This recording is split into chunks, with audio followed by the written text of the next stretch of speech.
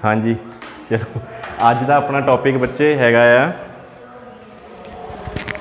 कल असी गुडविल जो टॉपिक स्टार्ट किया सीगा उहदे दो मैथड्स कीते सीगे, एवरेज प्रॉफिट मैथड ते जिहड़ा सीगा वेटेड एवरेज प्रॉफिट मैथड। उस तो बाद अज जिहड़ा साडा टॉपिक रहूगा वो हैगा आ जिहड़े बचे हुए दो मैथड्स ने उन्हां दे बारे आपां गल करांगे। सुपर प्रॉफिट मैथड इस तो बाद अपने कोल आउंदा आ। सुपर प्रॉफिट का मतलब हुंदा आ वध लाभ। सुपर मतलब वध, प्रॉफिट मतलब लाभ। मतलब इहदा की है सुपर प्रॉफिट का? गुडविल कैलकुलेट करन दा एक मैथड आ। सुपर प्रॉफिट का मतलब आ कि जो आम तौर पर नॉर्मल प्रॉफिट किसी बिजनेस नूं हुंदे आ, ठीक है, नॉर्मल प्रॉफिट किसी बिजनेस नूं हुंदे आ, उस तो इलावा सानू एक्चुअल विच ज़्यादा प्रॉफिट जो हुंदा आ उहनूं सुपर प्रॉफिट कहा जाता है। जिद्दां अगर तीन बिजनेस हैगे आ, ABC 3 बिजनेस आ, ठीक है, तो आम तौर पर जो ये तीनों बिजनेस करते इन्हों आम तौर पर जो प्रॉफिट हुंदा आ लगा लो कि वो 100 रुपये के हिसाब नाल हुंदा आ, ठीक है।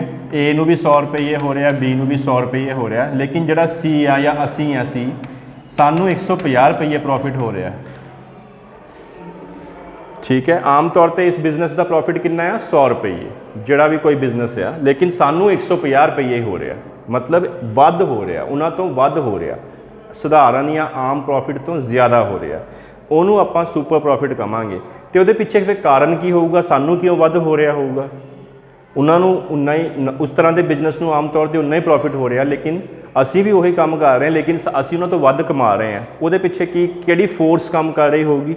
साडी गुडविल होगी उन्होंने तो ज़्यादा, तां करके सानू उन्होंने तो ज़्यादा प्रॉफिट हो रहे होगी।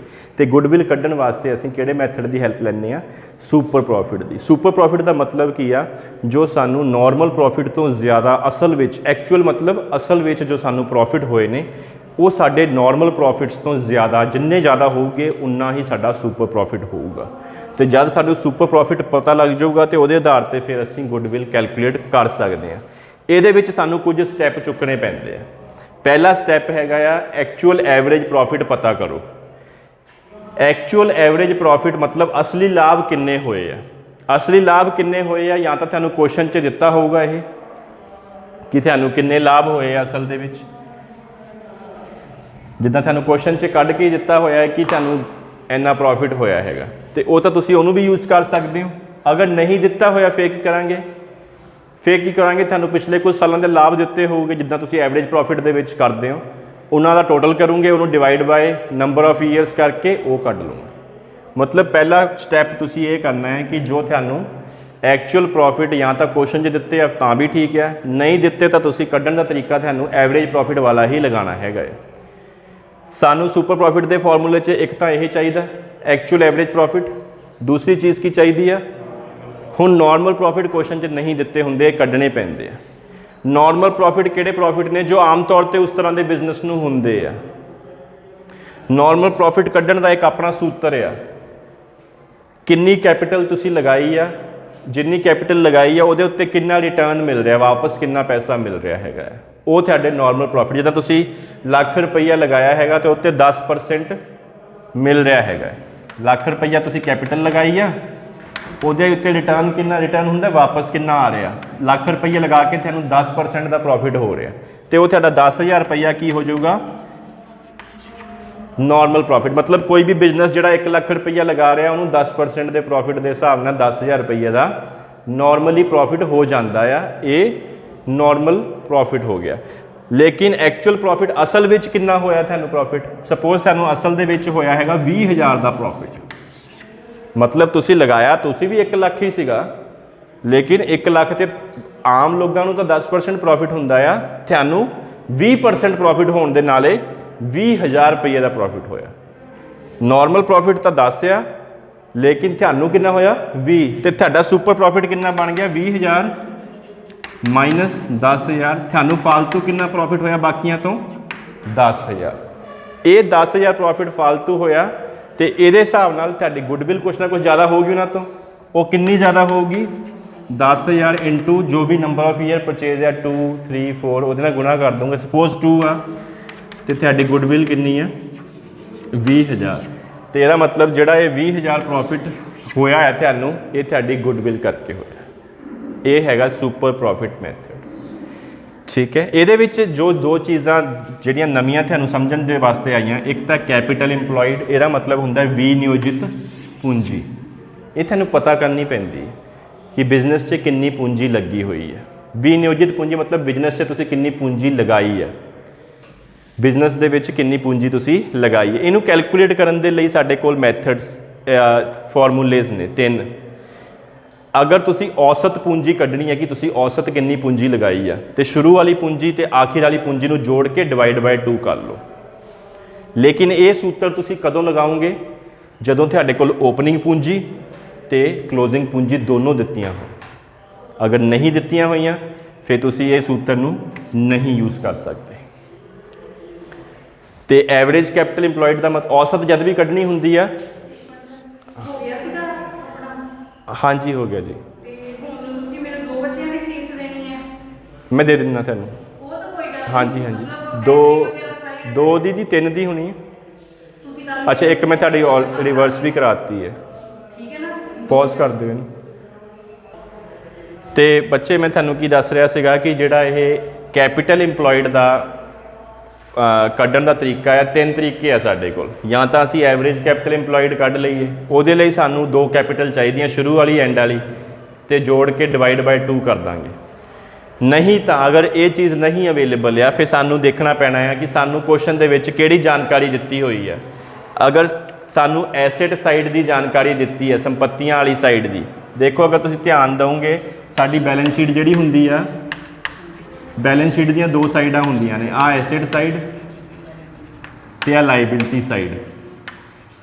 ਐਸੈਟ ਸਾਈਡ ਤੇ ਸਾਰੇ ਐਸੈਟ ਹੁੰਦੇ ਆ, ਫਿਕਸਡ ਐਸੈਟ, ਕਰੰਟ ਐਸੈਟ, ਤੇ ਇਹਨਾਂ ਨੂੰ ਮਿਲਾ ਕੇ ਟੋਟਲ ਐਸੈਟ। ਲਾਇਬਿਲਿਟੀ ਸਾਈਡ ਤੇ ਸਾਡੇ ਕੋਲ ਕੈਪੀਟਲ ਹੁੰਦੀ ਆ ਤੇ ਬਾਕੀ ਲਾਇਬਿਲਿਟੀਜ਼ ਹੁੰਦੀਆਂ ਨੇ, ਤੇ ਇਹਨੂੰ ਮਿਲਾ ਕੇ ਟੋਟਲ ਲਾਇਬਿਲਿਟੀਜ਼ ਬਣਦੀਆਂ ਨੇ। ਸਾਡੇ ਟੋਟਲ ਐਸੈਟ ਸਾਡੀ ਟੋਟਲ ਲਾਇਬਿਲਿਟੀ ਦੇ ਹਮੇਸ਼ਾ ਬਰਾਬਰ ਹੁੰਦੇ ਨੇ। ਹੁਣ ਅਗਰ ਕੁਐਸਚਨ 'ਚ ਤੁਹਾਨੂੰ ਕੀ ਕੱਢਣਾ ਹੋਵੇ, ਕੈਪੀਟਲ ਕੱਢਣੀ ਹੋਵੇ, ਠੀਕ ਹੈ, ਮਤਲਬ ਆਹ ਚੀਜ਼ ਕੱਢਣੀ ਆ ਵੀ ਦਿੱਤੀ ਹੋਈ, ਆ ਵੀ ਦਿੱਤੀ ਹੈ ਤੇ ਆ ਵੀ ਦਿੱਤੀ ਹੈ, ਆਹ ਚੀਜ਼ ਕੱਢਣੀ, ਕੈਪੀਟਲ ਕੱਢਣੀ ਹੈ। ਤੇ ਟੋਟਲ ਐਸੈਟਸ ਨੂੰ ਜੋੜ ਲਓਗੇ ਤੇ ਉਹਦੇ ਵਿੱਚੋਂ ਲਾਇਬਿਲਿਟੀ ਨੂੰ ਮਾਈਨਸ ਕਰ ਦੋਗੇ ਤਾਂ ਕੀ ਬਚੂਗਾ? ਕੈਪੀਟਲ। ਟੋਟਲ ਐਸੈਟਸ ਜੋੜਦੇ ਆ, ਲਾਇਬਿਲਿਟੀਆਂ ਹਟਾ ਦਿਓ, ਬਚੂਗਾ ਕੀ? ਕੈਪੀਟਲ। ਤੁਸੀਂ ਇਕੁਏਸ਼ਨ ਪੜ੍ਹੀ ਹੈ last year accounting equation, asset ਬਰਾਬਰ ਕੈਪੀਟਲ ਪਲੱਸ ਲਾਇਬਿਲਿਟੀ। ਸੰਪਤੀਆਂ ਕਿਹਦੇ ਜੋੜ ਦੇ ਬਰਾਬਰ ਹੁੰਦੀਆਂ ਨੇ? ਸੰਪਤੀਆਂ ਕੈਪੀਟਲ ਪੂੰਜੀ ਤੇ ਦੇਣਦਾਰੀਆਂ ਦੇ ਜੋੜ ਦੇ ਬਰਾਬਰ ਹੁੰਦੀਆਂ ਨੇ। ਤੇ ਅਗਰ ਮੈਨੂੰ ਕੈਪੀਟਲ ਕੱਢਣੀ ਹੋਵੇ ਤੇ ਐਸੈਟ ਵਿੱਚੋਂ ਲਾਇਬਿਲਿਟੀਆਂ ਮਾਈਨਸ ਕਰ ਦੂੰਗਾ। ਉਹੀ ਚੀਜ਼ ਇੱਥੇ ਕੀਤੀ ਆ, ਕੈਪੀਟਲ ਕੱਢਣੀ ਆ ਤੇ ਐਸੈਟ ਵਿੱਚੋਂ ਲਾਇਬਿਲਿਟੀਆਂ ਮਾਈਨਸ ਕਰ ਦਿਓ, ਜਾਂ ਤਾਂ ਇਹ ਤਰੀਕਾ ਆ। ਲੇਕਿਨ ਜਦ ਆਪਾਂ ਐਸੈਟ ਲੈਣੇ ਆ, ਇੱਥੇ ਕਿਹੜੇ ਐਸੈਟ ਐਕਸਕਲੂਡ ਕਰਨੇ, ਛੱਡ ਦੇਣੇ ਆ? ਗੁੱਡਵਿਲ ਛੱਡ ਦੇਣਾ। ਐਕਸਕਲੂਡ ਦਾ ਮਤਲਬ ਹੈ ਛੱਡ ਦੇਣਾ, ਇਹਨੂੰ ਸ਼ਾਮਲ ਨਹੀਂ ਕਰਨਾ। ਗੁੱਡਵਿਲ, ਕਿਉਂਕਿ ਗੁੱਡਵਿਲ ਤਾਂ ਆਲਰੇਡੀ ਅਸੀਂ ਕੱਢਣ ਜਾ ਰਹੇ ਹਾਂ ਤੇ ਉਹ ਆਪਾਂ ਨਹੀਂ ਲੈਣੀ ਅਗਰ ਦਿੱਤੀ ਵੀ ਹੋਈ ਹੈ। ਫਿਕਟੀਸ਼ੀਅਸ ਐਸੈਟਸ, ਨਕਲੀ ਸੰਪਤੀਆਂ, ਜਿਹੜੇ ਐਸੈਟ ਹੁੰਦੇ ਨਹੀਂ ਅਸਲ ਦੇ ਵਿੱਚ, ਸਿਰਫ ਆਪਾਂ ਨੂੰ ਕੁਝ ਮਜਬੂਰੀਆਂ ਕਰਕੇ ਐਸੈਟਸ ਦੇ ਵਿੱਚ ਉਹਨੂੰ ਦਿਖਾਉਣੇ ਪੈਂਦੇ ਆ। ਜਿੱਦਾਂ ਕੋਈ ਪੁਰਾਣੇ ਖਰਚੇ ਆ, ਮੁੱਢਲੇ ਖਰਚੇ ਆ, ਉਹ ਸਾਨੂੰ ਇੱਥੇ ਦਿਖਾਉਣੇ ਪੈ ਰਹੇ ਕਿਉਂਕਿ ਹਜੇ ਤੱਕ ਅਸੀਂ ਕਿਤਾਬਾਂ 'ਚ ਉਹਨਾਂ ਨੂੰ ਕੀ ਨਹੀਂ ਕੀਤਾ ਹੈਗਾ? ਰਾਈਟ ਆਫ ਨਹੀਂ ਕੀਤਾ ਹੈਗਾ, ਹਟਾਇਆ ਨਹੀਂ ਹੈਗਾ। ਉਹ ਫਿਕਟੀਸ਼ੀਅਸ ਐਸੈਟਸ ਹੁੰਦੇ ਨੇ, ਨਕਲੀ ਸੰਪਤੀਆਂ ਹੁੰਦੇ ਨੇ। ਉਹ ਵੀ ਅਗਰ ਹੈਗੇ ਆ ਤਾਂ ਉਹ ਨਹੀਂ ਲੈਣੇ। ਟੋਟਲ ਐਸੈਟਸ ਕਿਹੜੇ ਲੈਣੇ ਆ ਫਿਰ ਤੁਸੀਂ ਦੱਸੋ? ਫਿਕਸਡ ਐਸੈਟ ਸਾਰੇ ਲੈ ਲੈਣੇ, ਪਲਾਂਟ, ਫਰਨੀਚਰ, ਬਿਲਡਿੰਗ, ਮਸ਼ੀਨਰੀ ਸਾਰੇ ਟੋਟਲ ਕਰ ਲੈਣੇ। ਕਰੰਟ ਐਸੈਟਸ ਵੀ cash, bank, stock, debtors, prepaid expense ਸਾਰੇ ਲੈ ਲੈਣੇ। ਗੁੱਡਵਿਲ ਨਹੀਂ ਲੈਣੀ, ਫਿਕਟੀਸ਼ੀਅਸ ਐਸੈਟਸ ਨਹੀਂ ਲੈਣੇ। ਨੌਨ ਟ੍ਰੇਡ ਇਨਵੈਸਟਮੈਂਟਸ ਮਤਲਬ ਜਿਹੜਾ ਪੈਸਾ ਅਸੀਂ ਲਗਾਇਆ ਹੁੰਦਾ ਕਿਤੇ, ਫालतू ਪੈਸਾ ਸਾਡੇ ਕੋਲ ਪਿਆ, ਅਸੀਂ ਸ਼ੇਅਰ ਮਾਰਕੀਟ 'ਚ ਲਗਾਤਾ, ਕੋਈ ਪ੍ਰੋਪਰਟੀ ਖਰੀਦ ਲਈ, ਕੁਝ ਕਰ ਲਿਆ, ਲੇਕਿਨ ਅਗਰ ਬਿਜ਼ਨਸ ਦੇ ਨਾਲ ਉਹਦਾ ਸੰਬੰਧ ਨਹੀਂ ਹੈ, ਨੌਨ ਟ੍ਰੇਡ ਦਾ ਮਤਲਬ ਜੋ ਬਿਜ਼ਨਸ ਦੇ ਨਾਲ ਸੰਬੰਧਿਤ ਨਹੀਂ ਆ, ਇੱਦਾਂ ਦੀਆਂ ਇਨਵੈਸਟਮੈਂਟਸ ਨੂੰ ਨਹੀਂ ਲੈਣਾ। ਉੱਦਾਂ ਬਾਕੀ ਸਾਰੀਆਂ ਇਨਵੈਸਟਮੈਂਟ ਸਾਡੇ ਐਸੈਟਸ ਹੀ ਹੁੰਦੇ ਆ, ਲੇਕਿਨ ਜੋ ਨੌਨ ਟ੍ਰੇਡ ਇਨਵੈਸਟਮੈਂਟਸ ਨੇ ਉਹਨਾਂ ਨੂੰ ਆਪਾਂ ਨਹੀਂ ਸ਼ਾਮਲ ਇਹਦੇ ਵਿੱਚ ਕਰਾਂਗੇ। ਤੇ ਬਾਕੀ ਸਾਰੇ ਟੋਟਲ ਐਸੈਟਸ ਲੈ ਕੇ ਲਾਇਬਿਲਿਟੀਆਂ ਹਟਾ ਦੇਣੀਆਂ, ਜਿਹੜੀਆਂ ਲਾਇਬਿਲਿਟੀਆਂ ਸੀਗੀਆਂ, ਫਿਰ ਬਚੂਗਾ ਕੀ? ਕੈਪੀਟਲ। ਆਪਾਂ ਉਹੀ ਕੱਢਣ ਜਾ ਰਹੇ ਹਾਂ। ਤੇ ਜਿਹੜੀ ਇੱਥੇ ਕੈਪੀਟਲ, ਆ ਜਿਹੜਾ ਫਾਰਮੂਲਾ ਹੈ ਨਾ ਨਾਰਮਲ ਪ੍ਰੋਫਿਟ ਦਾ, ਕੈਪੀਟਲ ਕਾਹਦੇ ਵਾਸਤੇ ਚਾਹੀਦੀ ਹੈ? ਇਸ ਫਾਰਮੂਲੇ ਵਾਸਤੇ। ਤੇ ਉਹ ਕੱਢਣ ਲਈ ਆਪਣੇ ਕੋਲ ਆਹ ਰਸਤਾ ਵੀ ਹੈਗਾ ਆ, ਅਗਰ ਆਹ ਜਾਣਕਾਰੀ ਮੌਜੂਦ ਹੈ। ਅਗਰ ਇਹ ਜਾਣਕਾਰੀ ਨਹੀਂ ਮੌਜੂਦ ਫਿਰ ਆਪਾਂ ਸੈਕਿੰਡ ਇਹਨੂੰ ਦੇਖਾਂਗੇ कि साडे कोल की क्वेश्चन दे विच टोटल एसेट्स की जानकारी दिती है, लाइबिलिटी की जानकारी दिती है? अगर तो दिती है फिर आपां ये वाला मैथड लगा देंगे कैपिटल इंप्लॉयड। अगर नहीं दिती फिर इनू भी छड्ड देंगे, फिर आपां जावांगे इहदे वल। ये किहड़ा अप्रोच आ? लाइबिलिटी साइड वाला, लाइबिलिटी साइड का अप्रोच है। इत्थे असीं की करना है, कैपिटल किद्दां कढनी है, कैपिटल जिहड़ी दित्ती उहनूं जोड़ लैना हैगा, रिजर्व्स नूं जोड़ना है। रिजर्व्स जिहड़े भी दिते हुए ने, फ्री रिजर्व्स, जनरल रिजर्व या होर तरह के रिजर्व, उन्होंने जोड़ के उहदे विचों नकली एसेट्स माइनस करते हैं। तो इन्हां तीनों फॉर्मूलेज विचों किहड़ा फॉर्मूला वरतना है वो तुसीं क्वेश्चन की जानकारी के मुताबक डिसीजन लेना है। जिहड़ा उत्थे सही डिसीजन तुहानूं लगदा होगा वो फॉर्मूला तुसीं वरतना है, लेकिन उहदे लई तुहानूं तीनों फॉर्मूलेज आने चाहिए ने। ठीक है, ये तुसीं नोट कर लिया ना अपनी कॉपियां ते। ये फॉर्मूला तुसीं कैपिटल इंप्लॉयड दे लई जिहड़ा भी वरतोंगे तुहानूं इत्थे कोई ना कोई आंसर आ जाऊगा कैपिटल इंप्लॉयड का। नॉर्मल रेट ऑफ रिटर्न की हुंदी है? नॉर्मल रेट ऑफ रिटर्न मतलब अगर एनी के किसी ने पूंजी लगाई है तो उत्ते आम तौर पर, नॉर्मल मतलब आम तौर पर कितना के पैसा वापस आ जाता है, रिटर्न मिल जाती है, प्रॉफिट हो जाता है। तो जब आप उन्होंने गुणा कर दें, नॉर्मल रेट ऑफ रिटर्न हमेशा परसेंटेज से होगी, दिती हुई होगी क्वेश्चन च 10%, 8%, 10%, 12% जो भी है। तुसीं कैपिटल इंप्लॉयड कढ़ के उन्होंने नॉर्मल रेट ऑफ रिटर्न नाल गुणा कर दोगे तो तुहाडे कोल की आ जाऊगा? नॉर्मल प्रॉफिट, जो कि तुहाडे सुपर प्रॉफिट के मैथड दे विच दूसरी जानकारी हैगी है। एवरेज एक्चुअल प्रॉफिट तो तुसीं या तो क्वेश्चन विचों ही चक लोगे, नहीं तो एवरेज प्रॉफिट कढ़ने आउंदे, औसत लाभ कढ़ने, 4 सालों के 5 सालों के प्रॉफिट जोड़े, डिवाइड बाय 4 या 5 किया तो एक्चुअल एवरेज प्रॉफिट आ गए। सुपर प्रॉफिट कढ़न वास्ते आ फॉर्मूला लगाना पैना है कि भला एक्चुअल प्रॉफिट जिहड़े तुसीं कढ़ लोगे, जो कि या तो क्वेश्चन च दिते होगे या तुसीं आप कढ़ लोगे, नॉर्मल प्रॉफिट जिहड़े हुणे तुसीं कढ़े आ, कैपिटल इंप्लॉयड गुणा NRR। NRR की है? Normal rate of return. Normal rate of return percentage से होगी, क्वेश्चन च दिती होगी, तुसीं सिर्फ उन्होंने कैपिटल इंप्लॉयड नाल गुणा करना है तो तुहानूं ये पता लग जाएगा कि आम तौर पर इस तरह के बिजनेस नूं, जिस तरह के बिजनेस दे विच तुसीं हैगे हो, आम तौर पर उस तरह के बिजनेस नूं किन्ना के प्रॉफिट नॉर्मली हुंदा आ, ते तुहानूं किन्ना होया वो तुसीं पहलों ही कढ़ चुके होंगे या क्वेश्चन च दिता होगा। फिर इन्हां दोनों का जो फर्क आ वो साडा सुपर प्रॉफिट है। ਉਹਦੇ ਪਿੱਛੇ ਕਿਹੜੀ ਫੋਰਸ ਕੰਮ ਕਰ ਰਹੀ ਹੈ, ਤਾਕਤ ਕਿਹੜੀ, ਗੁੱਡਵਿਲ, ਉਹ ਕੱਢਣੀ। ਇਹ ਸੁਪਰ ਪ੍ਰੋਫਿਟ ਮੈਥਡ ਹੋ ਗਿਆ। ਠੀਕ ਹੈ, ਤੇ ਇਹਦੇ ਕੁਐਸਚਨਸ ਵੀ ਤੁਸੀਂ ਆਪਾਂ ਅੱਜ ਕਰ ਲੈਣੇ ਆ। ਹੁਣ ਲਾਸਟ ਮੈਥਡ ਜਿਹੜਾ ਇਸ ਚੈਪਟਰ ਦਾ, ਤੇ ਇੱਥੇ ਕਲੋਜ਼ ਹੋ ਜਾਣਾ, ਇਹ ਚੈਪਟਰ ਖਤਮ ਹੋ ਜਾਣਾ। कैपिटलाइजेशन मैथड, कैपिटलाइजेशन या पूंजीकरण विधि, ये दो तरीके नाल कढ़ी जा सकती है। एवरेज प्रॉफिट का भी कैपिटलाइजेशन किया जा सकता है तो सुपर प्रॉफिट का भी कैपिटलाइजेशन किया जा सकता। कैपिटलाइजेशन का मतलब होंदा फुल वैल्यू। फुल वैल्यू मतलब जिद्दां उत्थे असीं की करदे सीगे, कैपिटल इंप्लॉयड कढ़दे सीगे, ठीक है, तो उहदे तो देखते सीगे कि एनी कैपिटल तो किन्ने प्रॉफिट हुंदे आ, ठीक है, एनी कैपिटल लगा के किन्ने प्रॉफिट हुंदे आ। इत्थे तुहानूं प्रॉफिट दिते होगे, उत्थों तुसीं देखना कि फुल कैपिटल किन्नी हुंदी है, मतलब इन्ना प्रॉफिट अगर होया तो ये पिछे किन्नी कैपिटल लगाई गई होगी, तो तुसीं किन्नी लगाई है। गुडविल कदों बनूगी, देखो दोबारा सुनो, उत्थे सानूं की जानकारियां दित्तियां सी हुण तक, जिन्ने आपां मैथड हुण तक कीते, किन्ने मैथड कीते हैं, 3। एवरेज प्रॉफिट मैथड, उहदे विच भी सानूं प्रॉफिट दिता हुंदा सीगा, ठीक है, पिछले सालों के लाभ दिते हुंदे सी, कैपिटल नहीं दित्ती हुंदी सी, है ना। इत्थे भी जिहड़ा वेटेड एवरेज सी उहदे विच भी प्रॉफिट दिते हुंदे सी, कैपिटल नहीं दित्ती। इत्थे असीं कैपिटल कड्ढी कि अगर एनी कैपिटल लगाई है तो इन्ना प्रॉफिट होगा आम तौर पर, नॉर्मल प्रॉफिट जिन्हों आपां। इत्थे की होगा, फुल वैल्यू। कैपिटलाइजेशन का मतलब की है, फुल वैल्यू, फुल कैपिटल किन्नी लगाई है, ताकि जिहड़े प्रॉफिट सानूं क्वेश्चन दिते आ उहनूं कमाउण वास्ते किन्नी कैपिटल लगाई है या लगदी है, वो सब तो पहले तुसीं कढना है। फुल वैल्यू करने वास्ते पता की करना पैना है, जिद्दां आपां NRR अपॉन 100 करदे सी, नॉर्मल रेट ऑफ रिटर्न 10% मतलब 10/100, 8% 8/100, 12% 12/100। जब आपां फुल वैल्यू कढनी हुंदी है, 100 नूं उपर लैके आउणा है, रेट नूं थल्ले रखना है, तां सानूं पता लगूगा कि, क्योंकि आपां आउट ऑफ 100 कढ रहे सी ना, कि आउट ऑफ 100 कितना प्रॉफिट होगा, आउट ऑफ 100 कितना होगा। इत्थे असीं पूरे 100 की वैल्यू पता करनी है, ਕਿ ਇਹ ਪ੍ਰੋਫਿਟ ਕਮਾਉਣ ਵਾਸਤੇ ਟੋਟਲ ਪੈਸਾ ਕਿੰਨਾ ਲੱਗਣਾ ਹੈ।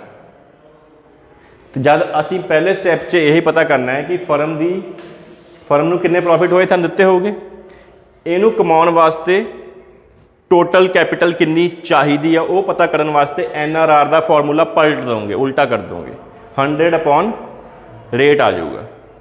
ਤੁਹਾਨੂੰ ਇੱਥੇ ਪਤਾ ਲੱਗ ਜਾਊਗਾ ਕਿ ਇਹਨੂੰ ਜਿੰਨੇ ਪ੍ਰੋਫਿਟ ਹੋਏ ਆ ਉਹਨੂੰ ਕਮਾਉਣ ਵਾਸਤੇ ਸਪੋਜ਼ ਆਨਸਰ ਆਇਆ ਤੁਹਾਡਾ ਕਿ 5 ਲੱਖ ਰੁਪਈਆ ਚਾਹੀਦਾ ਹੈ। ਜਿੱਦਾਂ ਇੱਥੇ 10,000 ਪ੍ਰੋਫਿਟ ਆ, ਨਹੀਂ ਕਿ ਆਈ ਥਿੰਕ ਫਿਰ 50,000 ਪ੍ਰੋਫਿਟ ਹੋ ਗਏ ਹੈ ਨਾ, 50,000 ਪ੍ਰੋਫਿਟ ਸੀਗੇ, ਇੱਥੇ ਕਿੰਨਾ 10 ਆ ਗਏ। ਜਦ ਤੁਸੀਂ ਇਹਨੂੰ ਸੋਲਵ ਕੀਤਾ 50,000 ਪ੍ਰੋਫਿਟ ਕਮਾਉਣ ਵਾਸਤੇ ਕਿੰਨੀ ਕੈਪੀਟਲ ਲਗਾਉਣੀ ਚਾਹੀਦੀ ਹੈ ਬਿਜ਼ਨਸ ਨੂੰ, 5 ਲੱਖ। ਹੁਣ ਸੈਕਿੰਡ ਸਟੈਪ ਦੇ ਵਿੱਚ ਤੁਸੀਂ ਪਤਾ ਕਰੋਗੇ ਕਿ ਤੁਹਾਡੀ ਕੈਪੀਟਲ ਕਿੰਨੀ ਲੱਗੀ ਹੋਈ ਹੈ ਬਿਜ਼ਨਸ 'ਚ। ਸਪੋਜ਼ ਤੁਸੀਂ 4 ਲੱਖ ਰੁਪਈਆ ਹੀ ਲਗਾਇਆ ਹੈਗਾ ਆ।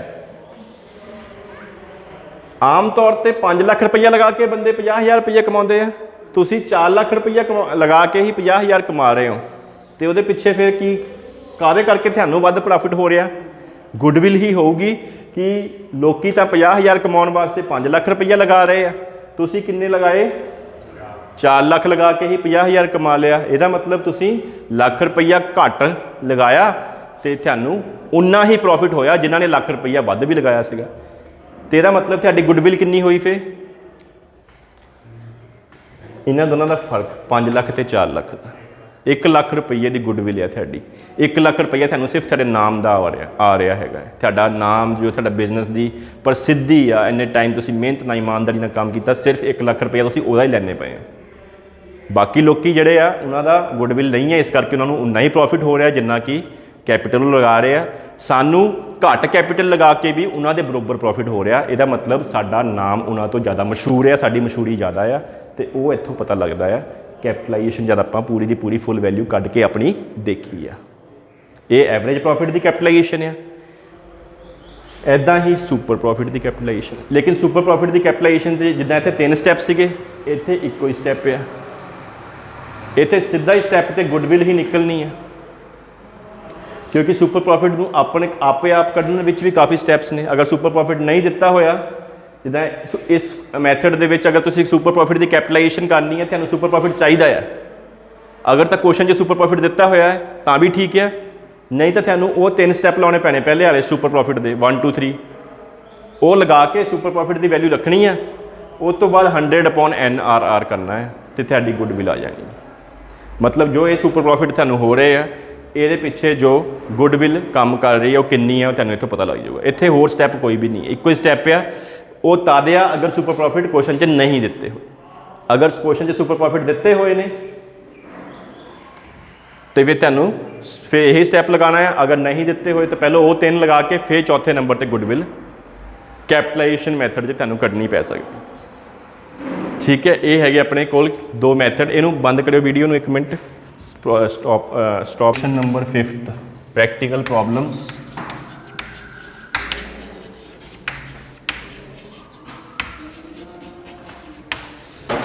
ਪ੍ਰੈਕਟੀਕਲ ਪ੍ਰੋਬਲਮਸ ਦੇ ਵਿੱਚ ਕੁਐਸਚਨ ਨੰਬਰ 5th ਆਪਾਂ ਕਰ ਰਹੇ ਹਾਂ।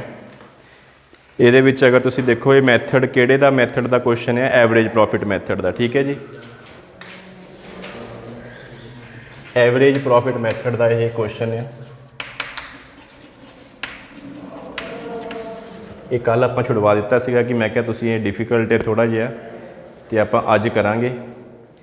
ਅਗਰ ਇਸ ਕੁਐਸਚਨ ਨੂੰ ਆਪਾਂ ਇੱਕ ਵਾਰ ਪੜ੍ਹ ਲਈਏ, 1 ਜਨਵਰੀ 2019 1 ਜਨਵਰੀ ਨੂੰ ਮੋਹਨ ਨੇ ਬਿਜ਼ਨਸ ਕਮੈਂਸ ਮਤਲਬ ਸ਼ੁਰੂ ਕੀਤਾ ਹੈਗਾ ਆ, ਅਤੇ ਸ਼ੁਰੂ ਵਿੱਚ ਉਹਦੀ ਕੈਪੀਟਲ ਸੀਗੀ 1.5 ਲੱਖ। 1 ਜਨਵਰੀ 19 ਨੂੰ ਮੋਹਨ ਦੀ ਕੈਪੀਟਲ ਸੀਗੀ 1.5 ਲੱਖ ਰੁਪਈਏ ਦੇ ਨਾਲ ਉਹਨੇ ਬਿਜ਼ਨਸ ਸ਼ੁਰੂ ਕੀਤਾ। ਡਿਊਰਿੰਗ ਦਾ 3 ਈਅਰਸ ਅਗਲੇ 3 ਸਾਲਾਂ ਤੱਕ, ਜੋ ਕਿ 3 ਸਾਲ ਕਦੋਂ ਖਤਮ ਹੋ ਰਹੇ ਆ? ਦਸੰਬਰ 21। ਤੇ 3 ਸਾਲ ਜਿਹੜੇ ਅਗਲੇ ਸੀਗੇ, ਇੱਕ ਤਾਂ 31 ਦਸੰਬਰ 19, 31 ਦਸੰਬਰ 2020 ਤੇ 31 ਦਸੰਬਰ 2021। ਇਹ 3 ਸਾਲਾਂ ਦੇ ਵਿੱਚ ਉਹਨੂੰ ਪ੍ਰੋਫਿਟ ਵੀ ਹੋਏ ਆ। ਬਿਜ਼ਨਸ ਉਹਨੇ ਸ਼ੁਰੂ ਤਾਂ ਕੀਤਾ ਸੀ 1 ਜਨਵਰੀ 19 ਨੂੰ, ਅਗਲੇ 3 ਸਾਲਾਂ ਤੇ ਉਹਨੇ 3 ਸਾਲ ਤੱਕ ਲਾਭ ਕਮਾਇਆ। ਪਹਿਲਾਂ 17,000, 20 ਤੇ 23,000। 3 ਉਹਨੇ ਸਾਲ ਤੱਕ ਲਾਭ ਕਮਾਇਆ ਹੈਗਾ ਆ। ਡਿਊਰਿੰਗ ਦਾ ਪੀਰੀਅਡ ਇਸੇ ਸਮੇਂ ਦੇ ਵਿੱਚ ਉਹਨੇ 12,000 ਰੁਪਈਏ ਵਿਡਰੋ ਕੀਤੇ ਆ ਡੋਮੈਸਟਿਕ ਯੂਜ਼ ਵਾਸਤੇ। 12,000 ਰੁਪਈਏ ਪਰ ਐਨਮ ਡਰਾਇੰਗਸ ਹੈ ਉਹਦੀਆਂ। ਪਰਸਨਲ ਯੂਜ਼ ਦਾ ਮਤਲਬ ਆ ਡਰਾਇੰਗਸ ਕੀਤੀਆਂ ਨੇ ਹਰ ਸਾਲ 12,000 ਰੁਪਈਏ। ਇੱਥੇ ਤੱਕ ਕੋਈ ਮੁਸ਼ਕਲ ਨਹੀਂ ਹੈ। Honey is admitted as a partner. Honey ਇੱਕ ਕੋਈ ਪਰਸਨ ਆ, ਉਹਨੂੰ ਪਾਰਟਨਰ ਦੇ ਤੌਰ ਤੇ ਐਡਮਿਟ ਕੀਤਾ ਗਿਆ।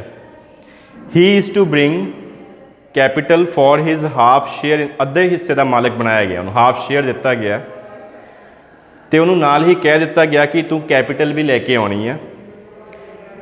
capital in the business for his half share in the business equal to Mohan's capital on 31st December 2021। Honey new partner ਆ, ਉਹਨੂੰ ਨਵੇਂ ਪਾਰਟਨਰ ਦੇ ਵਜੋਂ ਸ਼ਾਮਲ ਕੀਤਾ ਗਿਆ ਹੈ। ਉਹਨੂੰ ਕਿਹਾ ਗਿਆ ਹੈ ਕਿ ਕੈਪੀਟਲ ਲੈ ਕੇ ਆਉਣੀ ਹੈ। ਹਨੀ ਦੀ ਕੈਪੀਟਲ ਕਿਹਦੇ ਬਰਾਬਰ ਹੋਣੀ ਚਾਹੀਦੀ ਆ? ਮੋਹਨ ਦੀ ਕੈਪੀਟਲ ਦੇ। ਲੇਕਿਨ ਮੋਹਨ ਦੀ ਕਿਹੜੀ ਕੈਪੀਟਲ ਦੇ? ਜਿਹੜੀ ਉਹਦੀ ਕੈਪੀਟਲ ਕਿਹੜੀ ਤਰੀਕ ਨੂੰ ਆ? 31 ਦਸੰਬਰ 2021 ਹੈ।